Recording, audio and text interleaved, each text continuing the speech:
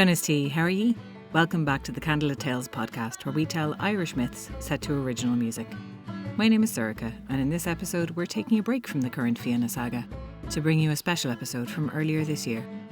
This is a conversation between my brother Aron, Eoghan Connoughtan, founder of the Gaelic Woodland Project, who's been on this podcast before, and Shivam O'Brien, the founder of Spirit Horse in Wales. You can find out more about the Gaelic Woodland Project and about Spirit Horse in the links in the description. And if you're interested in finding out more about storytelling and the storytelling courses we run at Candlelit Tales, you can also find a link to sign up for our free workshop this coming Sunday, March the 30th, 2025. As always, you can support the podcast by joining the Candlelit crew, following the links in the description, and that gives you access to exclusive content and a monthly call with Aron and myself. But for now, hey Aron, and Eoghan, and Shivam, tell us some stuff.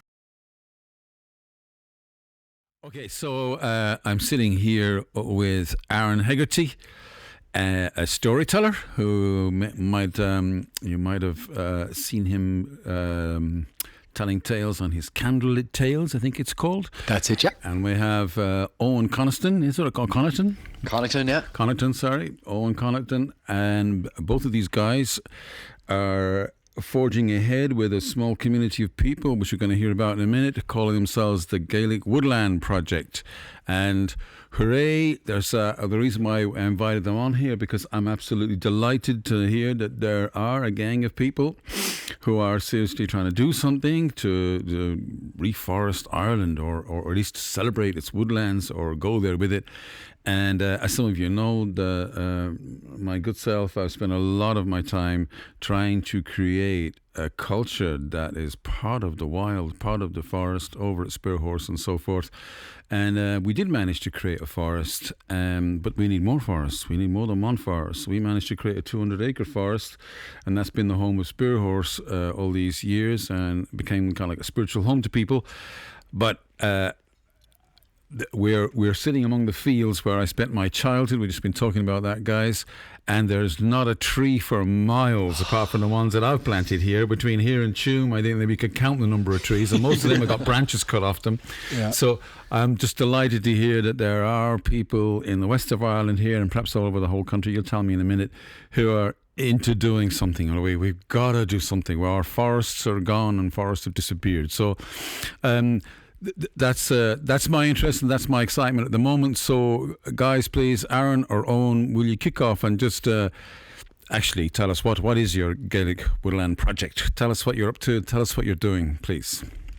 We officially we're a registered charity. We're a company limited by guarantee. Yep.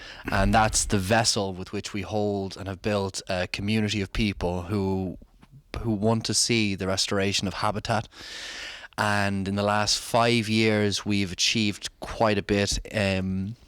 We have purchased a farm down the way from here, just outside of Tuam, 12 acres of land for the restoration of 4 types of habitat. All right, so you have purchased land. We've purchased land. We All right, raised cool. €70,000 by people coming together. So it's entirely community powered. So that's one aspect, one expression of the community. So it's people coming together, disparate peoples, all different kinds of walks of life, all different shapes, sizes and colours. And everyone is bound by the same principle and vision of we want to see the restoration of our ecological inheritance on this island. So that's what brings everyone together, and it makes a very robust community when it's brought together by action. Yeah.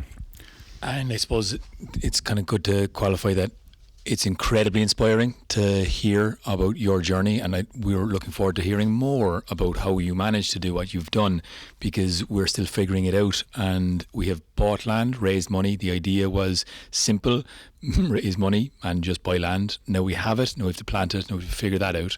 But it's also trying to inspire people with the story. We're not going to be able to plant all the trees and create enough habitat ourselves. No one group will, no one individual will. So we're part of this aspect is trying to get people into the forest, into the woodlands that are here. And there's a huge aspect of the invasive species that we're literally gathering together in mehels, organised on a semi-regular basis. And a mehel is a gathering, Asquelga. It's just a meeting coming together, and we use these gatherings and meetings to basically share skills and try and chop down the cherry laurels in woodlands that are being plagued by them. And I suppose we've an amazing people-powered ethos of sharing skills, but also just sharing inspiration and just sharing a bit of love for the rare bit of woodland, and also understanding and trying to understand the ecological disaster we're in and not getting so negative and trying to find a bit of positivity throughout the whole thing. Very good. Let's go there about the community thing, because that's where maybe that's an important point. Like, it's no news to anyone that the natural habitat is disappearing right before our eyes, in plain sight. It's all happening everywhere. No one really knows what to do about it. It would be great if some of the multi-billionaires of the world would say, right, we're just going to buy up a whole country and turn it into a nature reserve, but that doesn't seem to happen either. And it didn't happen in my world, and it doesn't seem to be happening in yours. But I'm interested, so how did you go? So people need to come together and, as you say, pull their resources and so forth. How did you raise your money? It does seem to be that we have to raise the money to buy the land. It would be great if the government would change their policies and say, all right, like 10% or 20% of land has to be returned to nature. Or some simple stroke of a pen could do amazing things, but it hasn't happened in my lifetime. Although there have been, maybe governments have softened up a little bit, but if you really want to do something, you got to get people to come together and try and raise the money. So how did you get going with yours? How did you get your first bit of land there? And well, the process took 4 years. And began as a GoFundMe, and then a series of fundraisers. And because we were just experimenting with this lateral social structure, where we just want to create literally a space for people to just bring what their expression, throw into the crucible and create something new. We had garden parties in Cavan, drum and bass parties in Tralee. We had raves up in the Glen of the Downs. We had lectures in the Teachers Club in Dublin. We had storytelling events in Powerscourt Estate. We had nature walks. We had a series of physical challenges. We climbed the 13 peaks of the Mourne Mountains in 16 hours, climbed Carrantoul 8 times in 48 hours, walked the entire Wicklow Way in 32 hours. So we have had a wonderful time. And again, the we is a broad we. I didn't do all those challenges, neither did Owen, but it's a collective, and yes, no one person can do it. And then I suppose we've empowered people to just, and so many people did it. So many people said, oh, I want to put on a fundraiser, just go for a forest walk, gather, everyone chip in what they want to pay, and we'll talk about the forestry, or like Owen will give a little bit of a talk, and just get together and enjoy a walk outside. And suddenly we raised €500 over a weekend from going for a walk. Yeah. And just simple little steady steps like that. And then people were just empowered, myself included, to do storytelling events and at an axe throwing club and fundraisers that were just bringing people together that wanted to come together anyway, have an artistic expression involved in it, or something outdoors and healthy and good for you. And there's been yoga's nights as well, and all of these things are tapping into what people want to do anyway. Yes. So it's a funny thing, isn't it? So we're not just talking about trees, and we're not just talking about wild habitat and so forth. It's the need for coming together, like-minded people, sense of community, sharing the art, speaking to each other, sharing stuff that's in your heart through the song, through the story, through these wild gestures, climbing the highest mountain in the country up and down for no particular reason. Something not zany, but something a little bit crazy has to be there. It has a wild edge for people like, yeah, I want to be part of that. It's rather than like, we've changed the forestry policy, which will now be including, it's something that's alive of itself, that has the vitality that you're looking for in wild nature. Well, we did, and I think the most successful outreach, if you want to use that word, we've done is the metal. So we got an arsenal of tools, saws, 2-person powered chainsaws, axes, and we just went into the forests and we took down the cherry laurel infestations. We turned it into firewood, but we called it high impact forest bathing. And it became renowned, and there was so many people that wanted to come out. Like, here's some weaponry. There's a battle to be had now. And I say that, we also are very respectful towards the cherry laurel. The cherry laurel shrub it comes from Eurasia, Turkey, Iran. it was regulated by climatic conditions, and here it was introduced, and it takes off. It grows to the size of a tree. I know locally in Knockma there, they cleared it, I think it must have been about 12 years ago. But we used to go walking there, but it was even great to see something that was so dense that you couldn't penetrate it. We ended up walking up there one evening. The fairies got us walking from the top of one laurel tree to the other. It was kind of a magical thing almost, but at least there was some cover. But okay, now it's been cut. It's coming back strong though, but it's been cut in favour of the native species, which is great. But if you live in Galway, you just celebrate anything that'll grow higher than the grass. But I wouldn't be celebrating it overly. I mean, like, unfortunately, the rhododendron, knotweed, the laurel, these are just so. The leaves of them are toxic for the soil. Oh yeah, of course. I totally understand. Yeah, it's got to be transformed. Yeah. So, but it's so interesting to see it, and again, as one said, have respect for it. But also, you don't need a license to cut it because it's technically a bush. Yeah. So, as Owen mentioned, we chop it down, and there's so much wood there to be had. You dry it out. Now, it does need to be very well dried, because ideally kill and dry, but if you can't, just dry for a year in a shed, as I have done, and any toxicity in it, once it's dry, evaporates or takes out of it, and you can burn it very safely. It's free fuel.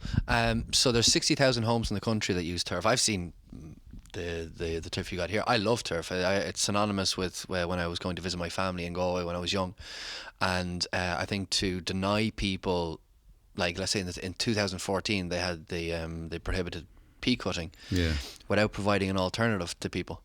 So now we import, our firewood imports have gone up 700% since 2014. Our peat imports from Estonia have gone up 400%. It's ridiculous, and it's very narrow-minded to think that you can just deny people heat in the hearth. So this is an alternative. We collected in total 20 tons of firewood for free, and we gave it away for free. And we want people to know that this ecological crisis is actually an energy opportunity. And I think in that kind of approach, even when you're talking about the Sika deer, like, I think when it comes to restoring ecological inheritance here, there needs to be a really scientific, strategic approach to it, because it's not just about planting trees, it's what you plant, where you plant, and also what are the pressures there. So if you look at the pressures, it's fragmentation. Fragmentation is the number one issue. It's preventing the migration of species and cross-pollination of indigenous plants. Yeah. Then you got the invasive species, and then the deer overgrazing. These three things need to be tackled. The first one is tackled by planting strategically, expanding existing forestry sites like Knockma, creating stepping stone habitat, creating forests in between existing forests. Then you have the invasive species. Turn it into fuel, stop the importation of firewood, and turn ecological crisis into biofuel. And stop the sale of cherry laurel, which is still sold in garden centres. So that's like the number one thing to do, But and then the deer. And then the deer as well. Yeah, let's have a look, because we're touching on something there with the turf, because of course we'd all like to burn wood. When did people turn to burning turf? This is the great tragedy of the history of Irish forestry, if you like, or the history of the woodland, or the history of the land, or the history of the soul of the land, depending on, whether we want to talk on a technical level or on. And from my way, like, there's the soul of the country. Like, this Ireland is a forest originally, in its original form, a huge, vast forest. It seemed to us, to our wind-torn ears, to our sea-weary eyes, as if we were driving on paradise when first we arrived. And the land is described in the old tales as like just an unending forest, interrupted only by all the rivers and waters and everything. Like, that little bit of part, that's originally Ireland. Now, we know we had all kinds of colonisation and so forth, and the Tudors cut it all down to make their ships, and then went off somewhere in those ships and cut down another forest on the east coast of America. The whole history of power and control and so forth is there. But basically, Caddy Hamish gone first to gone Iman, excuse my Irish, but there's, what are we doing now without timber? There was a time in history which maybe I think Irish people might have forgotten a little bit. It's almost like it could be a bigger part of our folklore, when the forest disappeared, and then we started burning the peat, But of course, we could be living in a forest, we could be burning wood.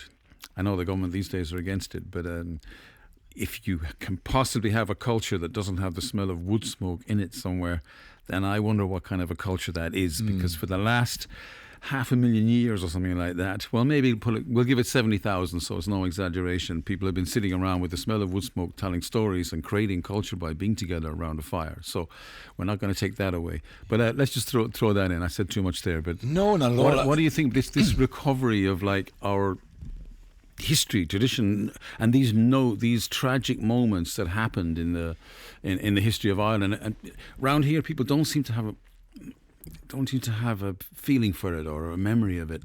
Well, you touched on some really great points, and I think I'll pass over to Eoghan to talk more about the peat and how important that is. But in terms of like the mythic layer that you touched on as well of Ireland long ago, again, before it was known as Ireland, we have the story of how it became named when Bamba, Fola, Eru had met the sons of Mill and Amergin, and these tales that describe the moving between of a red squirrel from the south to the north, like not touching the ground because it was able to leap from branch to branch, from oak to hawthorn to Scots pine, and it went all the way up and would not need to touch the ground because everything was connected, and the connectivity of that landed down into the peoples. But the mentality, and I think again the great point to touch on is what we need to take as ownership and acceptance, because we love to blame people. We love to blame the British for chopping down our forests.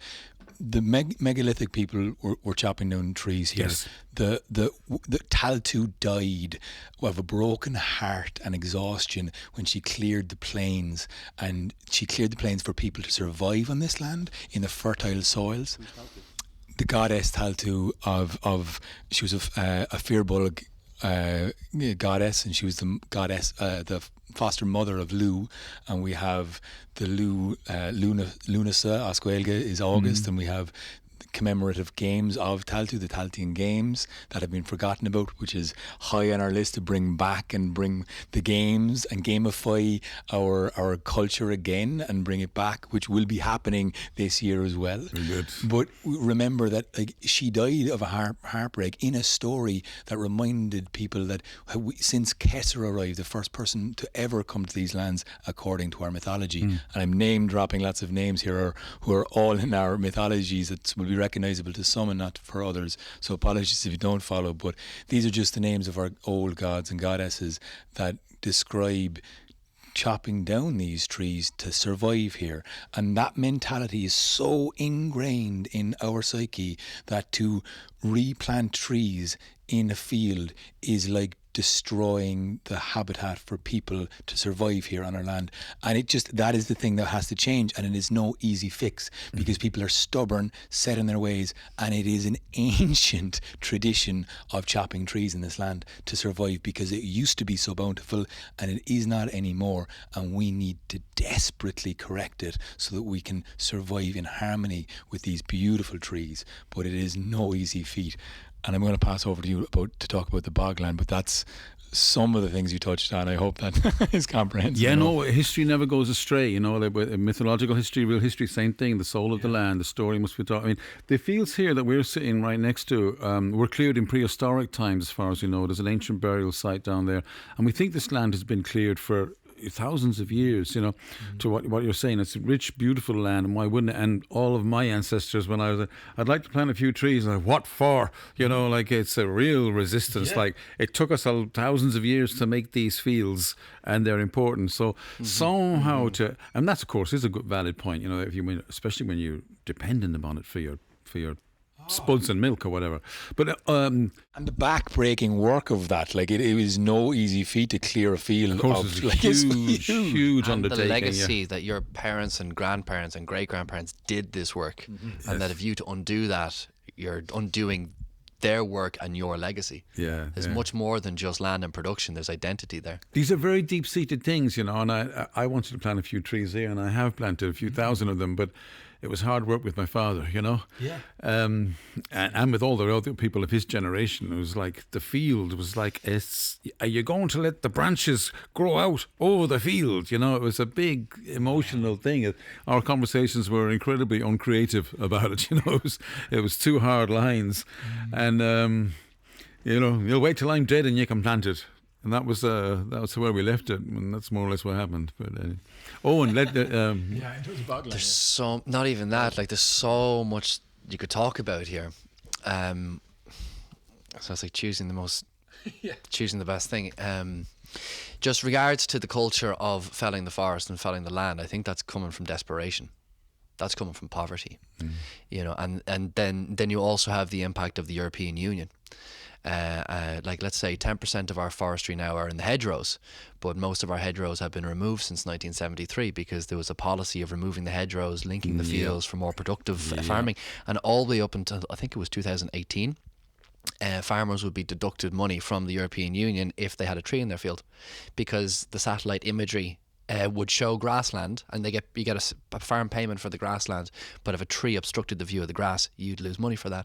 And that's the reason why you've noticed in very recent times clearing of trees and fields, so those stately well, oaks. it's another horrendous world here of what you get grants for and what you don't. You know, it would be so wonderful if the whole debate could go to what do we really need rather than what do you get a grant for, what do you get paid for. And it's almost another attitude that I find very difficult. It makes me a little bit angry, I must admit, where like we won't do it unless we're paid to do it, you know.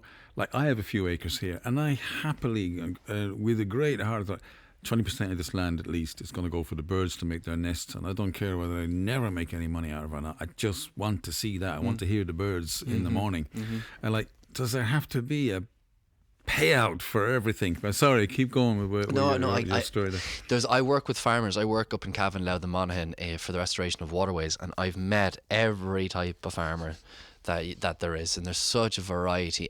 But ultimately, a lot of people, they care. You know, the land. They know the land very well. They've grown up on the land. They've seen the land change, but they're thinking about their bottom line. They're thinking about their kids. So there's a lot of push and pull factors, but I think there's like a cultural amnesia to the relationship with the land. Yeah. If you look at the Brehon laws, it is legislated for the common woodland, but now what we have is the commonage, and that was made in the 1880s, and it's like that's the last bastion of this idea that the land is shared. This is it, cultural amnesia. And these commonage are marginal lands where nothing grows. It's like the last bastion of that shared relationship with the land is off on the tops of the hills of Wicklow and Donegal and Mayo, where nothing grows. Like the national parks we have here. The national parks, exactly, the national parks. Now, that isn't always the case. You know, that wasn't always the case. Of course, the Gaels cut down the forest, so did the Normans and the Neolithic as well. Yeah. But it was in the 1700s. That was when the last stands of forest were cut down. Ireland was deforested to the extreme, like no other piece of land in Europe.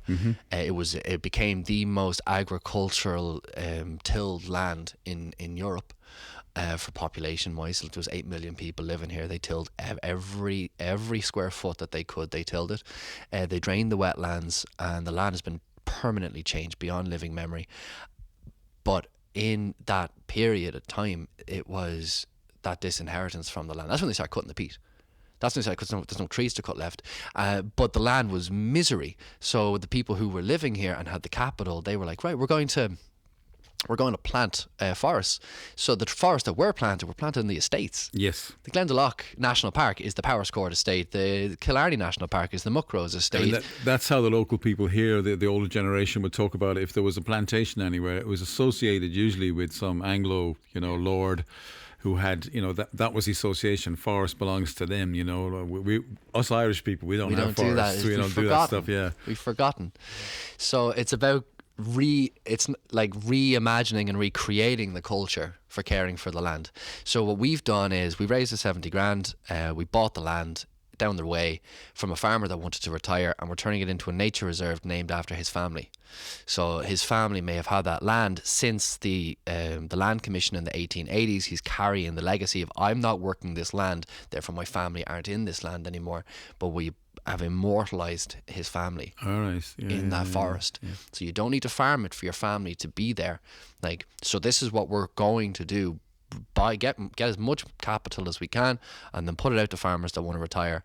Like, we will retire your farm, and you can enjoy it, and your kids can enjoy it, and your name is going to be there forever. There's a whole cultural thing, but I admire what you're saying there, yeah, what you're trying to do.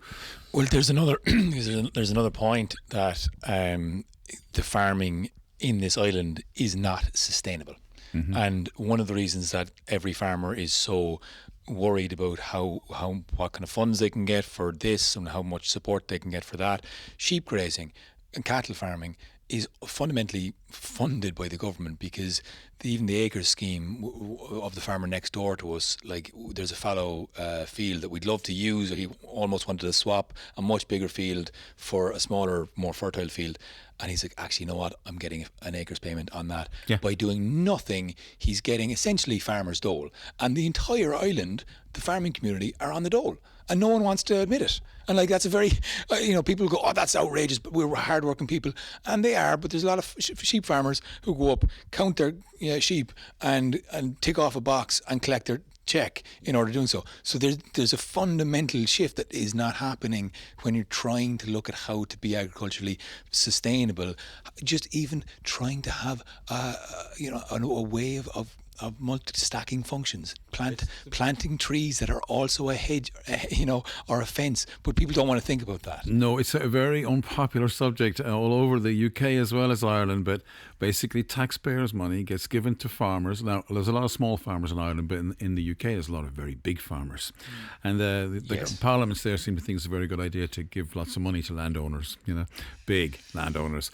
But a lot of the time they're being paid to create sheep deserts. And it's paid by the acre, not necessarily even by the sheep, but you only need a small handful of sheep to keep a whole mountainside absolutely bare. Yeah. And we've seen it now over in Wales in our own experiment. If we just take the sheep away, we didn't have to replant anything. We did it first, but then we realised we didn't have to. The old forest started to appear very, very quickly. All you had to do is get rid of the sheep. And at some point, we had to, someone has to bite the bullet on this. Who are all these sheep for? The sheep are especially destructive. Cattle not much better. So we're paying taxpayers' money. The average farmer, I think, Mombier pointed it out, in Wales was getting 60 grand a year. Average, some are getting way more than that, to keep sheep, which are the greatest ecological disaster you could possibly imagine. If you want to kill everything, put a load of sheep on there. I know only the poisonous plants will survive, thistles and foxglove and a few nettles will survive, but everything else doesn't. But as soon as those sheep go, you can see year 1, year 2, year 3, year 4, different wildflowers appear, different trees appear. From where? Goodness knows, whether it's the birds' claws or they're big. They're there, they're there. Just please take these sheep away. And then we got a policy, it's probably all over Europe, where people are paid to keep sheep. It's like, that is a kind of like mad disaster that has to end. But then it's like people's livelihoods and so forth, and tradition and their connection to the land and so forth. But things have to change somehow or other. And these traditions that we think are so deeply entrenched are not so terribly old when you look further into it. Our land is in Wales, what we did. The Welsh weren't always keeping sheep as much as they could. That was an idea imposed on them during the days when manufacturing and wool was a big thing. So you dig back, but you have to go back 400 years, 500 years, 600 years, go back like we were there a while ago. Storytellers have a job to keep the memory loops long. Go back 400 years, go back 7, go back 4,000 years, go back to the beginning. Listen, what people say that the climate changed when people arrived in Ireland. Is that because when people arrived we started cutting the trees down? What do you think happened there? So the climate changed around the time that people arrived, because this thing of a climate change, people and their relationship to the weather, this is an old shamanic understanding. The ancient societies have a lot to say about this, and we don't. We have a kind of, the climate changed and the trees didn't grow anymore.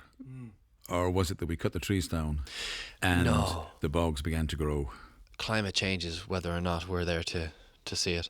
It's always changing, it's always shifting. And like, if you're looking at, like, I'm researching now the ecological development of habitats on this island, using pollen records by this man, I think it's Kevin O'Connell, published work last year, May, 2024, he counted the pollen at the bottom of a bog, and that is a tedious thing to do. So I celebrate his work. But you can see now these pollen records, they don't tell you everything. The pollen in the bog is only going to be pollen that is spread by the wind. You're not going to have pollinator plants in there. Also, there was some lime trees found in the bog, and there's no lime in Ireland. That came from continental Europe, or it came from England. So it's not a perfect record, but you can use the pollen samples at different depths in the bog to see what kind of habitat was in that area at different times, and it's really interesting to see. I thought it would be a linear progression. You know, the birch is coming in as the pioneering species. As the ice retreats, the land is saturated, the soils are compacted, so you'd have the birch coming in, breaking it up, and then you'd have the willow, and then the alder, and then as the soils began to enrich, then you might get some oak in there, and then you get some ash, and then Scots pine up on the hills, and then that's it. No, it wasn't like that. I was tremendously frustrated how complicated it was. It was, at one point in time, the samples were taken from Beara in Cork. The entire landscape was Scots pine. Right. That's one of Ireland's only. That's like Caledonian forest, really. Yes. That was it. I'm like, okay, the Caledonian forests are here, and then they dropped off, and then it was juniper, and then it was hazel. Then hazel took over. You had these people talk about the Atlantic oak forests, the Atlantic rainforest. Atlantic hazel rainforests were actually predominant on the west. They took over. And then the Scots pine came back. I'm like, this is melting my mind. What's going on here? Okay. It's ebbing and flowing and changing. And that is before humans ever came here. But when humans did come here, then there was some stability. Like I'm going through the research now. I've only gotten to 8,000 years ago. So the megalithic are here. When they came, small communities moving around the place. But there's a really interesting site on the Liffey. Is a 300-meter stretch of the Liffey, and on that 300-meter stretch, there's 400 years of fish traps. So they were trapping fish on the Liffey, but in those 400 years, you can see how their fish traps became more complicated, and how they were getting better at catching fish. But these would have been the same peoples here, but the wood that they used was coppiced. So they were coppicing hazel from the forest to create the fish traps. So when we think of Ireland as being wild, yes, it was wild. They were moving around. They had to forage, which is why they had to move around. I didn't realize this, but these cave people, the megalithic, they knew how to build houses. They knew how to build houses. They just didn't know how to sustain themselves in a place long enough to necessitate building a house. They had to move. So they built a house up in Mount Nugent. I'm sure it was great, very cozy in the winter, but then they would migrate and they'd have all these like semi-permanent settlements that they would move into. But the forest that they were in, they cultivated it. They cultivated it. They were the people of the hazel, the hazels. And there's a wonderful document I'm reading at the moment from the 7th century. It's the Poet's Primer. I don't know the name Oscalia, but it's the first records of the Ogham calendar. So I'm going into the primary sources here, but they call the hazel forest the fairest of all the woods. Yes. And I thought, oh, it's beautiful, it's fair. And my partner made the point that the next line is, everyone can eat the nuts. I was like, is it fair in beauty, or is it fair and just that everyone can eat from the nuts of the forest? This is nice. I like this, people of the hazel. I'm all with there. Like, it's something that's lost, but there is a certain magic to a hazel wood. The hazel woods of Ireland, in particular, for some reason, there's something that goes on there. Poetry's hazels, or whatever it is. There's a vibe that you get only in the hazels. And there's still a big hazel just up the road here. Actually, this miraculously has survived all this cattle ranching and so forth. But there's something that happens in there, and there's something completely different happens in the oak forest, and there's something different when there's yews, and all those trees have their music, don't they? Like, it's getting onto some different thing, but the poets of Ireland would have known about this, and it's in the stories and so forth. Yeah. And that it's, now you have to go on quite a pilgrimage, if you want to go and, you have to go down to Kerry here if you want to see a real proper oak forest. And there's a couple of patches over in Connemara, but there's sheep eating every new thing, so there's only the ancient trees and nothing else. Like sheep, yes, and of course wool is ridiculously not very profitable thing to be using anymore. Unfortunately, you have to stack it massively before exporting it, and you can't even produce it here anymore. But the other massive grazer is deer. And nobody's really talking about it because there's a lot of talk about like reintroducing wolves, which was also again a name for the island when it was filled with forestry. You know, we were known as the Island of Wolves. You know, and there was so many wolves here because there was plenty of deer, plenty of people. They could probably hunt as well, and people never really got on with the wolves. And I don't think it would work with the reintroduction of wolves into the island. Unfortunately, it's just I don't think there's enough wild park land for them. But if the predator is not there, then we need to be hunting the deer because they're the red deer is the only native deer, and then you have the Sitka deer and the other one in the. Well, there's a bit of wild venison on the menu tonight, boys. If you're sticking around for supper, I hope so. Please, literally, yes. it's on the pot. It's on the pot now. But it's the single. Like I was vegetarian for years, so were you. I was it's too. The single thing that convinced me that I need to eat meat more than anything else was the fact that it's the healthiest meat you can have, and it is literally the thing that is destroying. And like the deer fencing, the cost of deer fencing the land that we were looking at and protecting all the trees, that's the hardest thing to do, because you unplant trees, if you leave them there, the deer are going to come in and eat them. Oh yeah, no, totally. But unfortunately, you know, in a balance, isn't it? In an ecosystem, we would love to see the deer bounding through, but because of the state of our forest and because of the stage we find ourselves at, we just can't afford to have that many deer nibbling everything. The lack of, like, because Eoghan has some amazingly depressing statistics in a second, but like the fact that these deer are not being eaten, are not even being talked about being eaten really, and it's hard to find venison in butchers, whereas we're getting cows, pig slaughters, chickens in horrible conditions of living, and yet we're throwing away deer. We're having to cull them, and we're not even keeping track of how many there are in the island. The UK, they do a much better, more sophisticated job. We have no idea the population of the deer in this island, and wait for the stats. All right. Take a deep breath, brace yourself. So in 2000, they culled, was it 5,000 deer? In 2022, they culled 55,000.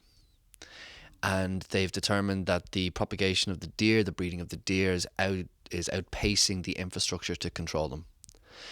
In oak forests, about 20% of oak forests are missing seedlings. Similar number are missing poles and missing saplings. The forests aren't getting an opportunity to regenerate because there's so many deer. The culling isn't working. It's also very inhumane. So I was vegetarian for a number of years, but now I've bought a rifle, and sell your sorrows, buy a rifle, go and bring meat home for the tribe. We did that for Samhain. Samhain is a feast festival, Samhain, Halloween. So we had a deer.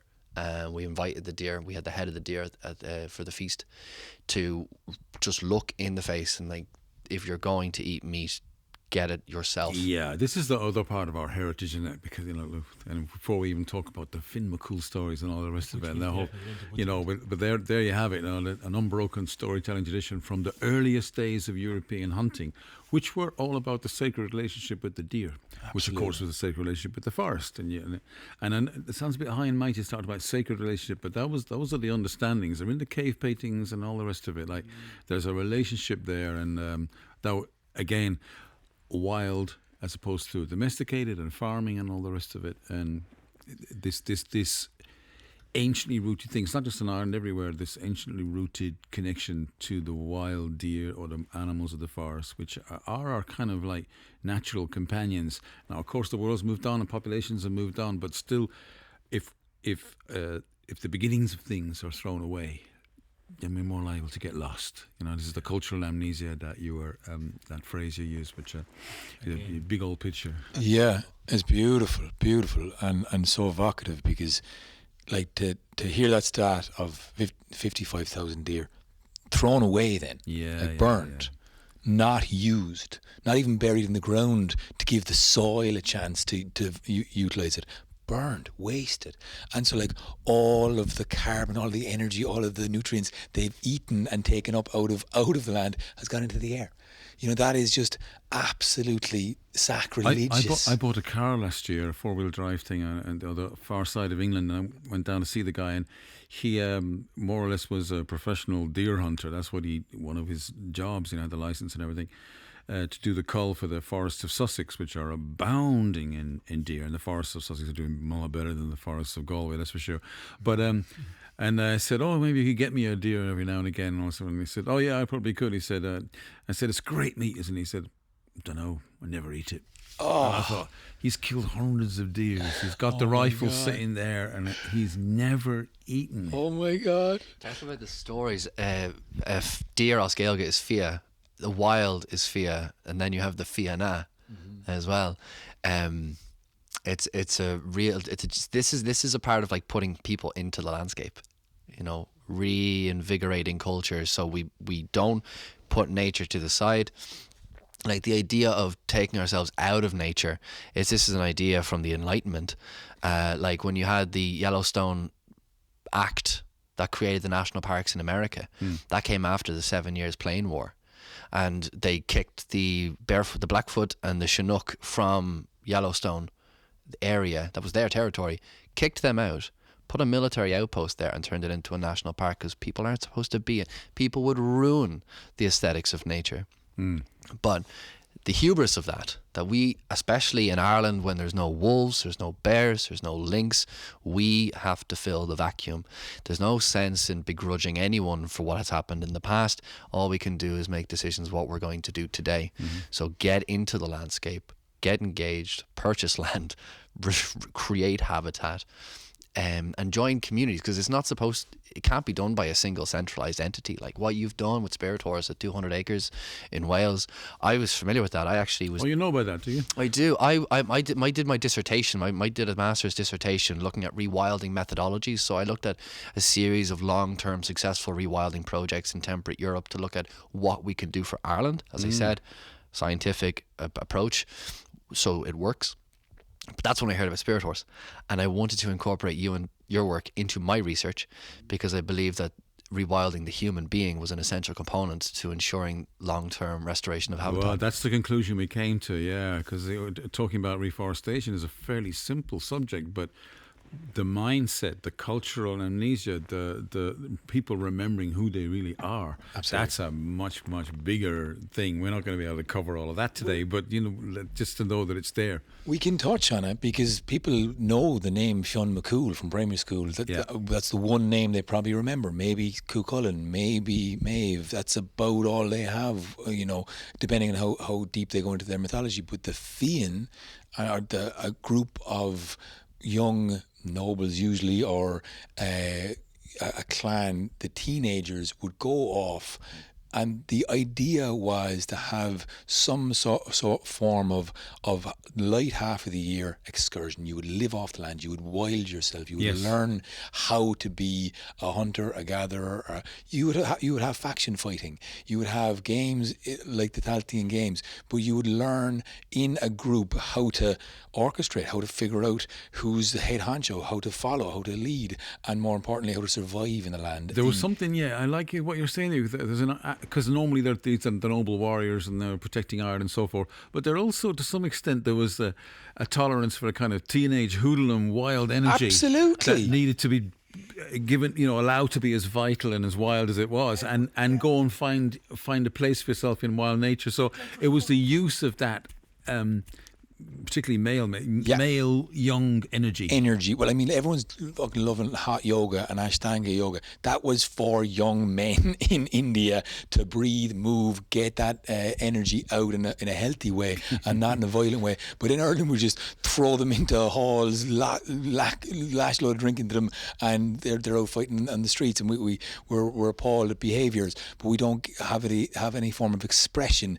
And the Fianna, the legendary, Fionn McCool, the son of Cool, the fair-haired son of Cool, it was his father who unified them really and brought them together under one great faction that didn't go back into society. The idea was that you would join a Fiann, everyone would do this, and it would be a coming-of-age ritual almost, and before you took on the obligations of the farm, of the homestead, of going back and marrying and having family, you would fucking do this thing. It wouldn't be a J1, it wouldn't be a piss-up, it would be a fucking excursion into the wild and get that energy out out and rewild yourself and figure that out, and then learn to leave behind what isn't so useful in society and go back into society knowing what it is to be among the trees and the birds and the wild places. And this is an anciently rooted historical thing that goes back for tens of thousands of years, because the young guys risking it all out in the forest, taking a few chances, falling over the cliffs, running after the deer, this using up that energy. But it's also that ancient sacred relationship, so it goes way back. Like these stories, I mean, Ireland doesn't have any forest, but it does have a lot of stories. Oh yeah. And that's the amazing thing. We have the cultural amnesia, but there's a lot of books that the Vikings didn't get around to burning, and an amazing amount. But that's like the memory of Europe, not just of Ireland. You know, there's this ancient hunting band, this play between the deer, and of course Finn marries a deer, and Oisin's the son of a deer, and we're all mixed up. It's a big love affair. Yeah, and a lot of people, like, I've been convinced for way longer than I've actually had any of these answers, or even I still don't have the answers. I'm still asking questions mostly, but I always knew there was something in mythology that was just obviously very connected and very mystical and very educational, and so we had to pay attention to this, and that's what I've followed. You know, just following the breadcrumbs of what is interesting, what's important. What I found to be the most holistic practice is just digging deep into these stories. They're old, they're written down by a different culture that came in with religious attitudes. They were an oral tradition written down, and that was one of the things that we didn't do in this island, because to write down a story was to kill it, was to forget it. Of course, yeah. Writing was the first form of forgetting. Can you imagine what form of forgetting we're doing with these smartphones? Like, we're externalizing parts of our brain to an unbelievable degree, and we're all guilty of it. I am, absolutely. But the idea of the oral tradition to pass on, gluan, you know, from word of mouth to ear, everyone passing on their own interpretation of these stories, to learn something as basic as what I described as of a fian, like that actually has taken me a while to figure out, because you have to read between the lines, you have to understand. No one spells it out for you. And that's the great thing about Irish stories, is you kind of got to find it yourself. There's the wisdom at the tip of your thumb. They're not easy to approach, yeah. They're not easy, you know. have to dig around a bit, yeah. And sure. you need to dig in, and you need to find your own connection to it. Yeah. And it's a personal connection. And then you can embody the god and the goddess, and you can find Lou out there, you can find Bridget who's coming around the corner, and you can inspire yourself in order to inspire others. But there's stepping stones, and there's so many mistranslations, retranslations, recreations of these stories, which I think is brilliant. And when you tap into the root of that, if you are connected, you find usually in the lonely, quiet, beautiful, isolated places something that brings you back to nature and brings you back to something more meaningful than just the human condition, and something that is far bigger. That's it. Now you're getting onto the magic of the memory of the land, you know, because, all right, I think the stories, by the way, were written down faithfully by the monks, you know, that they knew that something was being lost and they valued it, because almost comical, really, how the little Christian interjections go between, you've got like 8 miles of pagan stories about all these guys fighting and running after deer and fighting over women, and then you've got 2 minutes of Patrick blessing them, and then another 20 miles of pagan fight, you know. It's obviously they were trying. Saint there somewhere. they were recording the memory of the land, and it's a straight. Like, I think what you're saying is interesting. That with the Celtic stories are not easy to approach. They're not so easy to turn into a Disney movie. They're interrelated. They're complicated. They're as complicated as a wild forest. That if you spend time with them, something happens to your own memory box. They sink you in somehow, or that you start to remember stuff in an ancient way. And if you sit in the hazels, it starts to look like a different hazel, and the frogs by the pond start to look different, and the world's, you know, it's a different kind of a world. It's a different culture, and it's a culture that was lost but magically preserved in story. So if you can keep those stories alive, even though they don't ABC tell you what the culture was, it's not an anthropology lesson, but it's like a key to a secret realm, a layer of the mind that you can return to. And you know what? It's also a key to seeing the landscape. Mm-hmm. Like, if you see the landscape through story, it opens up a whole imaginative realm that is beyond what's written down on any page, and even what you can hear. Because once you feel and see and sense the River Lee was carved by a paste. The Boyne was this river that ran after Boan. Once you see the mountains that were like, if you climb any mountain in Sligo and look around, these fucking hills were carved by bulls fighting and rutting and digging out, and it looks like it, and Ben Bulbin's, it was chopped, the head of it was chopped off by a magic sword. Like there are ways of seeing these things that just inspire creativity, and if you're not creating, you're dying, and create connection. Yeah. There's so much there, but I think the difficulty, as you said, with Irish myth can be in the written form. But as I always encourage everyone, we teach, I suppose, storytelling in Candlelit Tales, but everyone is a storyteller. That is the first and foremost thing that we do. We learn through story. Yeah. And you understand everything through a story, and you understand your world through your own story. And it takes a small dial to change a couple of notches, and suddenly those stories can open up to being a little bit more holistic and ingrained in nature. I mean, we learn about our world, we inhabit a world that's made of story, whether we realize it or not. And what those stories are makes a big difference. And if you have those ancient pagan forest-based, deeply rooted stories, you have something. If you have another story that's imported from somewhere else, it's a different world. And we've had that in Ireland. We've had waves of different stories, but it's never any harm to see, well, what's the oldest one? What's the most deeply rooted one? What's deep down, down in the rock, down in the mineral, down in the soil, and they're magically still here, which is something. So it's a chance to not make a new culture, but remember an old one, and maybe it will help us through these, wild times. I think you said something absolutely beautiful, and so simply, that if you lose the stories of where you came from, you're more likely to get lost. You don't know where you come from, you lose your roots, you fall over. I hear what you're saying about these stories, and I do feel it, but I do feel like that to go back and try to create something new and to establish that connection is like, I would much rather take the authority of being the penman, take the authority of being the storyteller, make a new story. The world is new, there's new challenges, and there's new ways of connecting with people, and we need to be able to do that, to be brave and to speak with confidence that we have something, and we encourage others to speak, to try and find what can restore people and landscape. How society has gone. I think that many people, and my experiences, are not being sold with the dream anymore of what can be, like the idea of the American dream. I think that was kind of adopted here. It's not about what you can acquire, this materialism. We went from a wonderful book, Spontaneous Evolution, the evolution of spirituality in very broad strokes, from animism to polytheism to monotheism to materialism.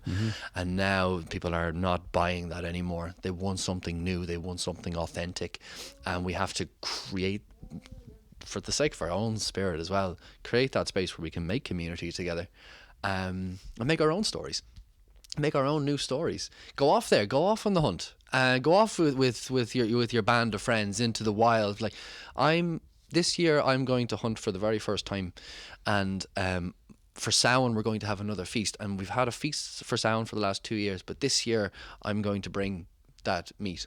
I'm going to bring that meat to the tribe, and you better believe I'm going to be telling everyone. I'm going to be exaggerating the story, the run. I was in the trees flipping from one tree to a bush. I didn't break a single twig. Well, boasting was always part of it, Absolutely.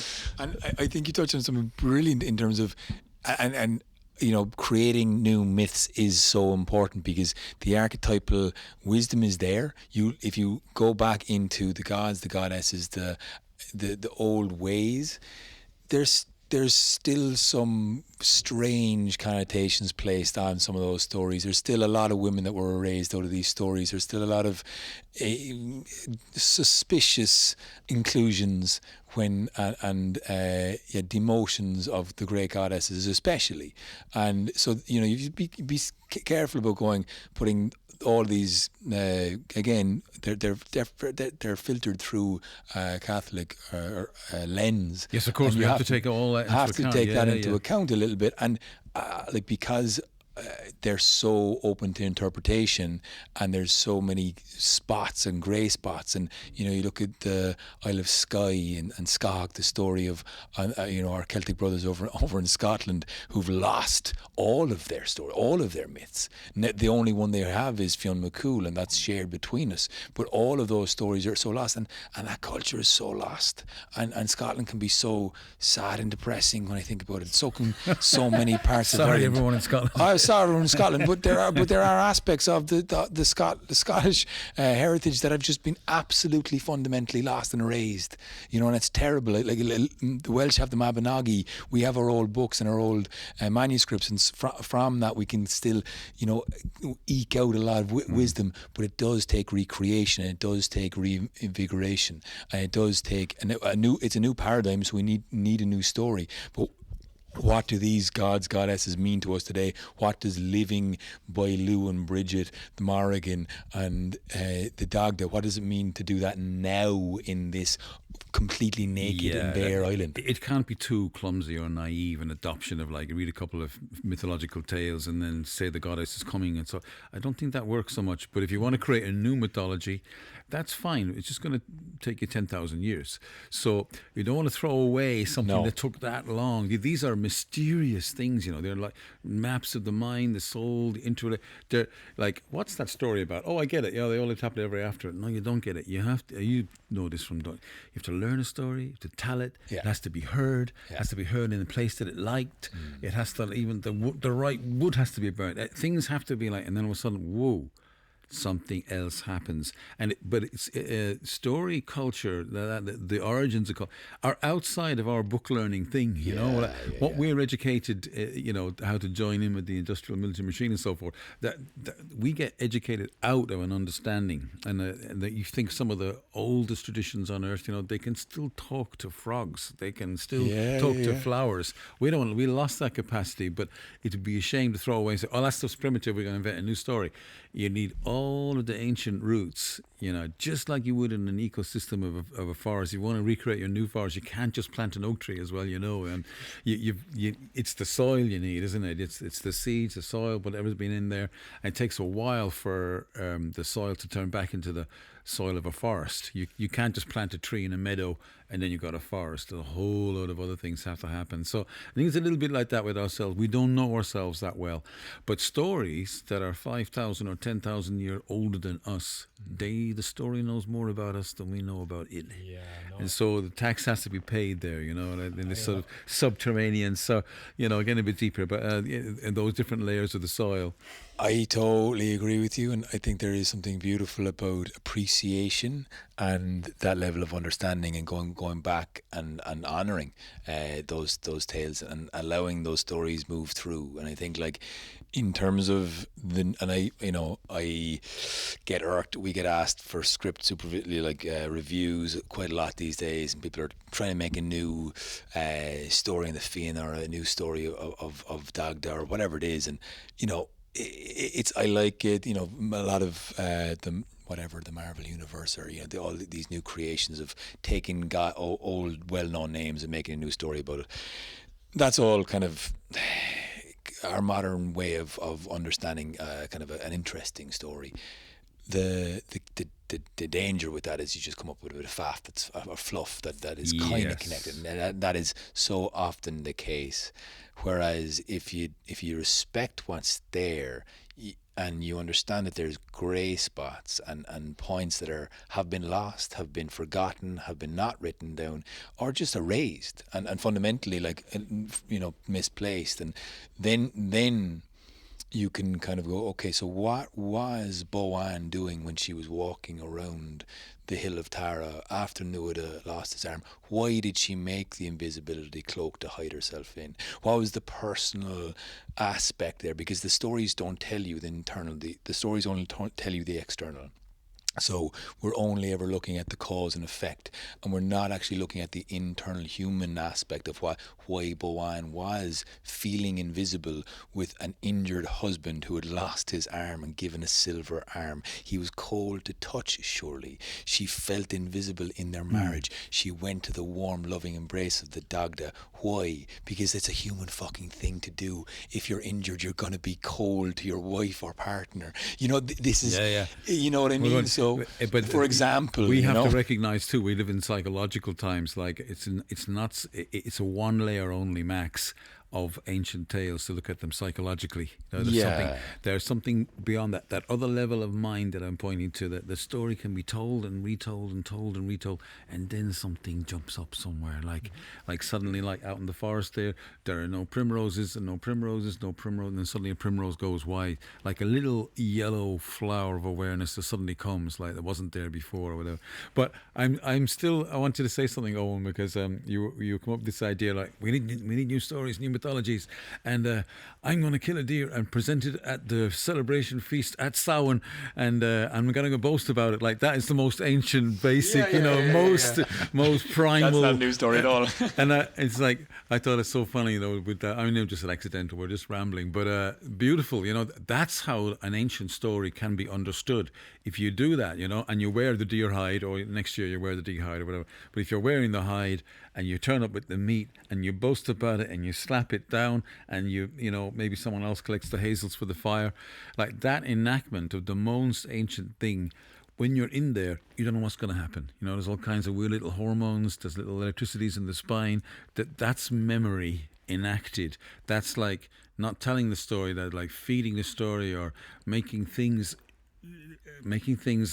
live again, making things sprout again. So you don't know what's going to happen when you do that. You know, it's like, I'm going to do this, but when you're in the doing of it, mysterious things can happen. Then you're dealing with something that's so old, so much older than you, so much older than your grandparents, so much older, that like, that's something magnificent going on. You know, but it can be very simple. But anyway, we ended up rolling along with that. But I think it's fantastic that you guys are talking about Samhain feasts, bringing the wild deer, which will also, getting back to our science, which also helps, you know, with the culling of the deer and the regeneration of the forest. But if we could have a little bit of science and a little bit of understanding, your history of forestry seems like exemplary, actually. Well, fair play to you for that. But if we're mixing those things with the mythology, then it's a bigger cauldron. That sounds like that. And then we are making culture. And that's the essence of the Gaelic Woodland Project. It's a space for everyone to come together. Like, you've met Santiago, an Argentinian who knows more about Irish history than anyone. That honorary O'Neill in my standing. He's an exceptional man. But there's a whole collection of different people that have all come together. And if I were to come in and just ramble on about this research paper, this understanding, this misunderstanding, this possibility, but you do though. I could do more. I don't, because I find if I'm quiet, and I feel like everyone is very respectful of what everyone else is bringing. Like yesterday, we had counsel around the table. Like, I feel like what's really important is the space between what people say. Leave the space. There's someone that might want to say something, maybe they're trying to find the right word, and for them to come out. And if you do that, you get this really robust strength, you know, of the tribe, of the community. Again, what you say, like, you don't know what's going to pop up, and it's amazing, and it's so beautiful that we're here on your land, in your B&B, to have this gathering of our community, which is very much our heart and desire is to reforest the island, absolutely, but it's also to a Glór Squailga, agus, enjoy ceol, music, like dance, go to Céilís together, get back to the old ways of enjoying ourselves, the way we used to play music, tell stories, and enjoy a bit of hard work, chopping down trees and chopping down bushes, invasive bushes, and hopefully planting trees this year as well. So like it's all aspects of that human condition in our culture, and we've all been impressed with each other, and we all leave space for each other to pop up with a tune, a song, a story, or a bit of information, or as Oisin, who's now on the board as well, amazingly, just single-headedly, he started emailing all of the politicians to try and get that invasive species, cherry laurel, off the sale list. And he's like, we cannot be selling this. We need to bring this up in the Dáil. What politician is going to do it? Who's going to, and finally there's some articles coming out on the rhododendron recently and last week as well on invasive species and the cherry laurel. And we're like, yes, it's happening. People are talking about it, but it's still being sold in garden centres and not enough people know about it. And the guy down near the forest the land that we bought, looked at us like we had two heads when we told him we were going to plant a forest. He was like, sure, there's a forest there. There's a quilted forest. There's a quilted deadland zone of, pine forest. And, and that mentality, you're like, oh no, it's not great, is it? But, by making it culturally significant, interesting, engaging, creative and fun, that's also part of the Gaelic Woodland group project, and trust, it's part of community, and it's part of naturalness. There has to be that fun side of it. You could almost say it has to be an ecstasy of it. That's how nature moves. It's not like the trees like, oh, it's my duty to grow more branches. It's just whoosh. Yeah, that's how things grow, isn't it? It just has that wow. I do want to get Eoghan to explain something briefly, because he does have an exceptional knowledge. He, in fairness to him, he went back to college, he studied environmental science, he went through the paces to do the thing he's most passionate about, and he's very authentic about it. Not blowing the wind up your hole for no reason, but there's a reason that we all kind of follow the founder of the Gaelic Woodland Project in the way we do, because he's authentic about it, he knows his shit, and I appreciate that scientific knowledge first and foremost. And it's not as simple as it looks to plant a forest. We're incredibly interested to hear how you did it, and we want to learn from others. I think there's a saying like true wisdom is learning from the mistakes others have made. So if you can save us a few years on a few mistakes, that'd be great. That'd be a very wise thing for us to do. As Finnegan has taught Fionn, maybe you can teach us a few tricks. We even need another hour to cover our mistakes. But yeah, I mean, there's so much we would like to ask you, I think, and because Eoghan has developed an idea on a spreadsheet that he showed me recently of how to introduce layers of a forest. Do you want to describe that a little bit? Very, very quickly. Very quickly. Yeah. No, that's good. So there are... There's a few different things that all weave together to create this, but essentially there's specific forest habitat ecological communities, plants that have evolved and they grow together. Now, to have a fully functional forest, you need to have most of all of these plants, most or all of these plants together, because the wildlife has evolved to utilize all these different things. So I've looked at, as I said, I looked at long-term successful rewilding projects, mainly in the UK. And there's one in the Carafron Valley. I'm not sure if you're familiar with it, but you might see a nod in your head. The Carafron Valley, 23-year restoration project in a valley. I think it's 1,600 acres. And they've been doing this thing they call it incremental planting, where they would just continue, because they're living there, continuously going out, incorporating new plants. And now they've got numerous different habitats, and even though it's only been 23 years, they've got a tiered woodland. So they didn't just plant the trees, they included the understory, they included the herbs and the plants. So what I very, very simple, I just took their research and brought it into the Irish landscape to look at, right, how do you over a 20-year period create all the ecological niches to create a fully functional forest. So that's really it. So the site, we want to experiment with that methodology. Now, we'll know if it works in 20 years time, but we look at everything, and the final step is going to be moss, which I love bryophytes. I think they're fascinating. So what we're going to do is the main objective of the charity, what we'll establish for us, to create a forest to commemorate the famine. So the 200-year anniversary of the famine will be in 2045, so we want to have a massive forest to mark that time of scarcity with a place of abundance, where people were scattered to all corners of the world. It's a place for everyone to come back together, to reinvigorate that relationship to the landscape, and we're going to use this methodology to create this site. But that will mean in 2045 we'll be at the final stage of the methodology, and that'll be the moss. So what we're going to be doing is inviting people. We'll have like buckets of moss with some kind of, like, you get the moss, crush it up, put it in with honey, put it in with some substrate, take it in your hand, get real dirty, and then rub it on a tree, rub it on a stone, and then it'll colonize, it'll settle there. So we're going to put a standing stone there in 2045, and I'm going to call it Mossy Rock, because I'm going to ask everyone to take some moss, because Ireland has most of the mosses of all of Europe. 75% of all the mosses in Europe, we have them, because we're just so moist, and we just slap that moss on the stone. So that'll be like I'll die happy then. If I live to see that, I'll be over the moon. Yeah, over Knockmah, like the amazing, like, mossy trees and oaks, like, it's just, that's the real sign of an old forest. Yeah. It's like, oh, there's loads of moss. Okay. So this methodology, it'll take a while to develop, but we're giving it away for free. There's people doing the Miyawaki method, and not just be very straight, they're doing it wrong. Miyawaki developed this really comprehensive approach. It's been a mistranslation, taken into Ireland, so I'm working with groups in Ireland to improve their methodologies, because it's not about withholding knowledge, it's about sharing knowledge, it's about everyone working together. So in that, I'd love to hear some experiences, some ideas on your project at 200 acres that could be invaluable for us, and I'm also just naturally curious about it as well. So that could be a long conversation, but you've got the scientific background there, and fair play to you. I'm kind of proud of my own son who's said, well, let's do things, or let's go back to college and learn what can be done. I call it the white man's world, but we were lucky in that thing in Wales. I just very briefly say something about it. Like, it took us 10 years to raise the money, but that was nearly £500,000 so.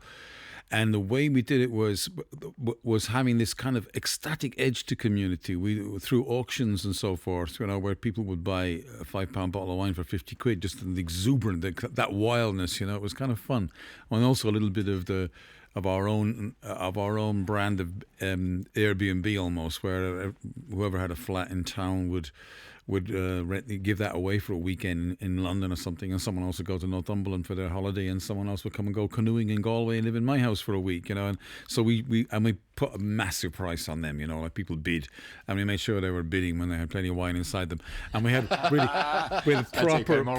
proper auctions, with the dizzy assistant and the suit and everything done with a hammer. The whole thing was a mad parody, almost of Straight Society, but done. It is just theatre, I think. Ecstatic thing, but our bit of land, we were really lucky with this, so we didn't really have to get too scientific. I mean, I still got environmental minded and people with degrees telling me we're not quite doing it right, so we'll learn. But our land was very varied. There was a bit of wetland, there was dry meadows, there was rock face, there was waterfalls, there was steep slopes, flat bits, deep topsoil, and then not so much, and all the rest of it. And there was the remnants of an old forest there. So there was ash and there was oak and even elm that was almost extinct. So the little bits and pieces of all the kind of things you'd expect, the hazel and so forth, were all there, and those things have just gone wild, and so some people saying, oh, there's too much birch up there, but we're letting it just go like that, on its own, to see what it does for a little while before we start, micromanaging it. But there was enough variety there. But what was, for me anyway, I'm not a big scientist or anything like that, I just like trees, but is that each year we saw a new kind of flower appear. There was no holly in the valley, and all of a sudden there was a little, like, hang on, this hillside's covered in holly. Where did it come from? There was one or two willows. I know they'll spread out, but there was the place almost bereft of willow, even in a watery valley, and all of a sudden there's willow growing everywhere, as you would expect. But those were, like, the flowers were something, and you just noticed that, hang on a second, there's ants have made a big nest there, there's new flowers. Was that flower here last year? No, it wasn't. Then next year another one, then next year another one. So each year there's something. I almost wish we'd taken a photograph, of like this square meter of ground, let's see what happens here. But we're too disorganized and we're too busy doing other things. But forming the community, just to wrap things a tiny bit with some of the things we were shooting off with there, our community really was based. We try to nail it down. Sometimes just people say, what are you actually doing? But story, ritual and community came together, like with the It was a Finn story. It was the first story ever told in that valley back in 1990, funny enough. And I don't know why, one of those, Oisin and Tyrone, grief-filled stories. Somehow or other, grief-filled stories, which the Irish have plenty of those, Plenty of them, yeah. is a good starting point. It's always a bit of a negative story. Why can't we have... No, people need to weep together. This is what we lost. We know we lost something. We know we lost something, and he ran away with the deer, and the deer got lost, and it went over the ocean, and time passed, and lost. The Irish cultural amnesia is not so asleep in that there's a capacity still to feel grief and loss, and that is a good foundation for community. I know we can have good times and dance and play a few reels and all the rest of it, so it's got to have that fun side of it too. But if you have those things, and we still have it in our music, and we still have it in our stories, and in the soul capacity, there's still something here. It's either great crack or it's tear time, That's a good basis. But anyway, we turned, because I've been studying with shamans and so forth, and it came out of the ground as well. When we had our own camping ground and said, right, this is where we're going to be every summer, we started performing these rituals, and the rituals are related to stories. And those combination, ritual and story, made people fall in love with the place and what we were doing together. So we had this other activity. It wasn't just having a party, having the crack, having a feast, nothing wrong with those things, but going a little bit deeper with ritual space, which is another massive conversation, which I'm not trying to get into right now. But just that story was very instrumental in creating that ritual space, which was very instrumental in creating the community, which when people came together said, wouldn't it be great if we had this valley preserved for just this wild natural behaviour, on all these different layers, the trees, the birds, the flowers, the water, and the people trying to remember who they really are. So we were lucky enough, though, on the back to the tree thing, we were lucky enough the trees were already there, or enough old trees. And an interesting thing happened in that some of the most aged, huge, big, admired trees, as soon as the little ones started to grow, they crashed down. A lot of my favourite trees, great old characters in the valley, fell down. A large number of them. And then up comes the new alders, up comes thousands of new ash. Something happened in the valley, but there's no doubt about it. Everywhere you look, it's like, this is 10 years on. 10 years on? Yeah, about 10 years on. Forest everywhere, trees everywhere, regeneration everywhere, with all of my eco friends going, you're going to have a special program, you're going to have to change this, you're going to say, well, actually, if you have a look, there's an awful lot going on here, like, ecstatic exuberance. And yeah, we might have to get a few guys like yourself down there with your environmental science and give us a bit of advice here and there. But it's amazing what's happening just by itself. Like nature is fairly intelligent. More so than we know. There's beautiful research being done by. She's the only researcher. I don't know if maybe one of the only that's gotten fan mail. I've reached out to her. Her name is Susan Sinnard. She's in British Columbia. She's done tremendous research looking at trees and how they communicate. And like through the root networks, like they can communicate electromagnetically through their root tips. They communicate with frequency, with pheromones, with all these different ways the trees communicate with each other. And it would not surprise me. You talk about these large veteran trees that fell once the rewilding began. Those trees may have been waiting for this new generation. It's a mystery, yeah, we don't know. Waiting for that time. Like, I can't fall because there's nobody else here. But when they felt the roots of these seedlings and poles growing, they're like, the new generation, now I can finally create that light for the next. It's a beautiful process, and it's an exceptional thing to watch. It's an exceptional thing to just watch and kind of get lost in the magic of that. There's a lot of things we don't know. I spent quite a bit of time in Vermont for one reason or another, and there it's a big place for maple syrup. The sap starts to rise, of course, but it varies. It can be in January, it can be this time, it can come later. It's a multi-million-dollar industry. Like all the it's done on a small scale too, but there are people who really want to know when's it going to rise, when's the sap going to rise, when should we start collecting, and all the rest of it. Nobody knows. Nobody knows. I can't predict whether it's going to come early or going to come late, or when to get in motion for it. Just have to wait until it happens. When is the sap going to rise? There's a mystery in the trees. A simple thing like that, and you can't work it out. Yeah. It hasn't been worked out there, and they got all kinds of scientists trying to work it out. I was trying to work out how, in the name of God, there was a few fallen trees in Knockma, which again, how the trees even rooted in between all of the rocks up there is beyond me. But like the fallen trees, there was one growing. 2 trees fallen, but one growing through another tree. Like trees just have always fascinated me. But that particular fallen tree, I was like, here. And they're just magical. And just seeing how just the trees, the roots had fallen and it held on to the rocks and had grown in between.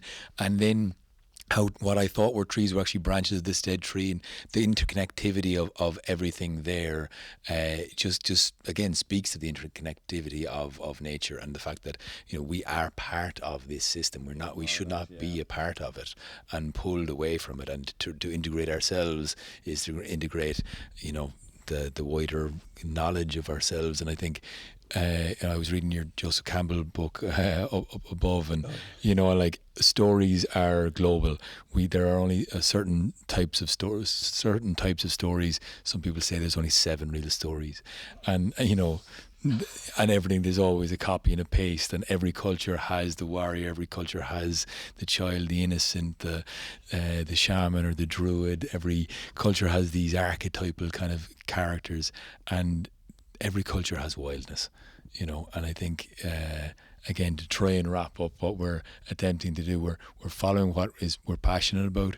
We're attempting to learn from people who've done this before, and we have plenty of questions for you, no doubt. Hopefully we'll be over in Wales next year or later this year. We'll invite ourselves over. Okay, well, you are very welcome. Yeah. Well, this is about our 4th attempt to wrap it up. So yeah. Should we just wrap it up and finish there? We finish there and say there's a lot more to say, isn't there? About the great challenges of nature and our participation in it. Look, guys, we can't say it all in one go, but it looks like we're ploughing the furrow. You're on the same page, and it's really beautiful. To me, it's really heartening that people are passionate about this and really giving it a good shot. I did. I had one thought when you're talking about story, and in terms of like a show and an arc, and it's a quote from John Spillane: you make him laugh, you make him cry. So you do need the fun, you do need the exuberance, you do need the childlike curiosity, and then you kind of open up your heart. Neurologically, you're getting into systems of cortisol levels lowering and all the rest of it, but you're literally opening your heart a little bit more and connecting and finding some form of way to be able to cry, to be able to feel and hear the stories. And I think like once you get people to laugh and open up and see a bit of wonder, then you can tell them the sad part and really open their heart. And I think we're a little bit too negative and fear-based in our way that we look at nature, and people run away from it. I think, tell them a few jokes, bring them to a forest, play a bit of music, have a laugh, and then there's ample room to cry about it. But that should inspire active engagement, and that's what we're hoping for. So, Aron and Eoghan, let's go there. The tears and the laughter in the forest. Eoghan, you want to say something? The last thing? Thank you. Yeah, really thank you for all the people out there, and for the company here and everybody listening and all. It's going to take a real community to shift the dial and to create the culture that can restore and hold this planet, to be the custodians, the stewards of this planet. I think we haven't achieved our full potential yet. I worry of looking into the past and glamorizing it, because I feel like the best days are yet to come. So with that positive message, thank you for the experience. Yeah, we are facing challenges that our ancestors didn't face. It's new, it's a different challenge. So yeah, let's all the people out there too that might end up listening to this ramblings, let's see if we can make a forest together or make a home together. Yeah, thanks guys for coming along. Thanks for the chat. Thanks for, hopefully we can inspire and meet new friends out there and make something beautiful happen. And you can always donate to Gaelic Woodland Project by going onto our website. There you go. Let's have that, please. So it's the Gaelic Woodland Project.com, and you'll find all the information on the Gaelic Woodland Project.com. There we go. Thanks, guys.